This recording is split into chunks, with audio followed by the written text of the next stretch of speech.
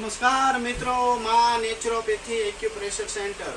મિત્રો, જે મિત્રોને સાયટિકાની નસ દબાતી હોય, મણકાની નસ દબાતી હોય, પગમાં ખાલી ચડી જતી હોય, પલાઠી મારીને બેસવામાં તકલીફ હોય, તેમના માટે હું તમને એક્સરસાઇઝ બતાવવા જઈ રહ્યો છું.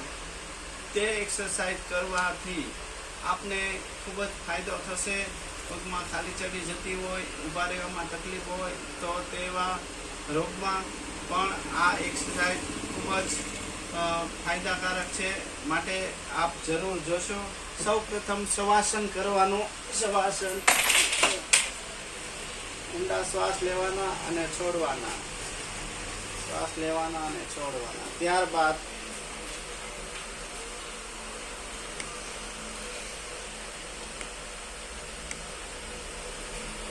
ત્રીસ સેકન્ડ હોલ્ડ કરવાનું.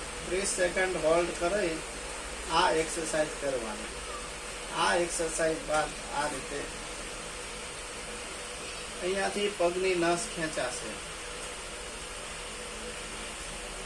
ત્યારબાદ 5 વખત આ કર્યા બાદ પવન મુક્તાસન કરવા.